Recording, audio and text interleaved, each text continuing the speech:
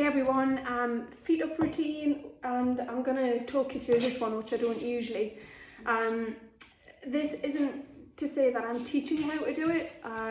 This is a bit of a disclaimer here. This is just me talking you through what I do. So if you want to try a FeetUp trainer, then maybe get a professional assessment first to make sure that it's good for you to do. And if you've got any aches, pains, niggles, all the rest of it, then get all of that checked out first. But yeah, so I'm just talking you through what I do on it because I love it. It's a brilliant bit of kit.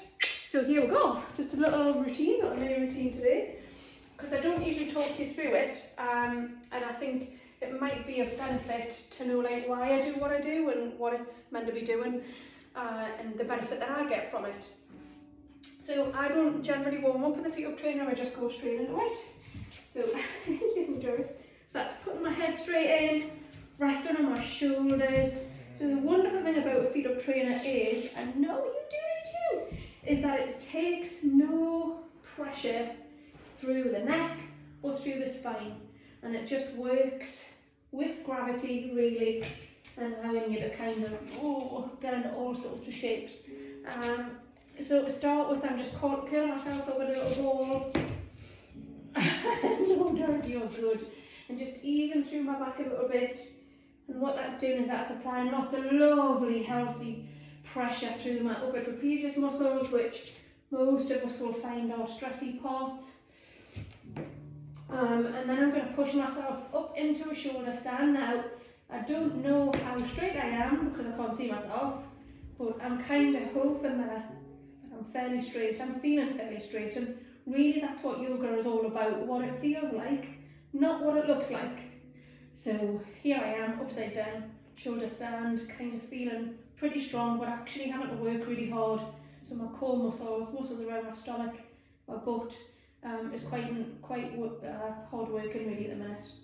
So I'm going to put myself into a plank position because I really feel like today I need to work through my lower back, and it takes a lot of core control to do this. So I'm just gently bringing my legs down, pushing my bum out to the back, and aiming to get my knees towards my nose, and kind of really pressing in here, bending the knees slightly so that I don't put too much strain through my hamstrings, and then pushing all the way back up, slow, controlled, maybe a bit wibbly wobbly, but yeah, so nice shoulder stand again, and then coming all the way back into a pike. So switching on the core muscles, which actually don't really switch off when you're on the FeetUp trainer, they're on all the time, well mine are anyway, and then coming all the way back. Also, it's important to note that I'm not gripping on for dear life here, my hands are just kind of rested, yeah, you don't want to create any tension in the arms and the shoulders, far from it. We're trying to do the exact opposite and pushing everything back. I'm always a bit of a fan of doing everything 3 times, 3 seems to be the magic number in terms of the physiotherapy world sometimes. So what I'd like to do now as well is get a bit of a twist into my spine.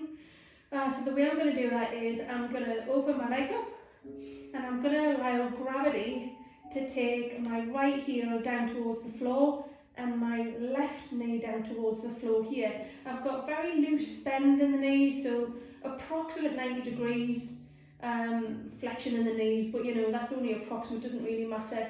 And then what I want to do here is I'm going to turn myself around, my hips round to the right, so that I've got a lovely stretch and twist in the spine. And it's hard work staying upright. Woo! And then coming back round to the middle, coming back into my default position. I don't know if it's necessarily what everybody else does on the FeetUp trainer, but I do. I always come back to a shoulder stand, and then we're doing the opposite. So right knee comes towards the floor in front, left heel comes towards the floor and back. Now I'm not externally rotating that leg, I'm keeping it really quite focused and controlled and neutral, but I'm allowing my legs to naturally part.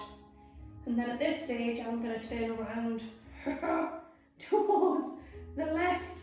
So I'm trying to keep my shoulders and everything straight, but I'm twisting my hips towards the left, which just feels amazing, but it's really, really difficult as well. And then coming back up into a shoulder stand. Now just to relax everything out and really open everything up, I'm going to open my legs up. So I'm abducting my legs, I'm pushing the bum back, I'm bringing the legs all the way around, I'm bringing the knees into the nose, I'm curling up into a ball, I'm pushing all the way back up into a shoulder stand, splitting the legs, bringing them all the way around again, knees in towards the nose, getting them a real hugging towards my chest, pushing up into a shoulder stand, third time, splitting the legs, bringing them all the way around, knees in towards nose, and pushing all the way up into a shoulder stand again.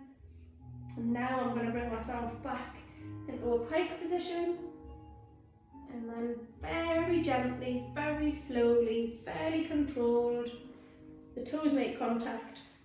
I come up, and before I come all the way up, I bring my knees down, put my forearms on the FeetUp trainer, put my head through there so it really stretches out the pecs, the shoulders, and just allows me to recalibrate again. And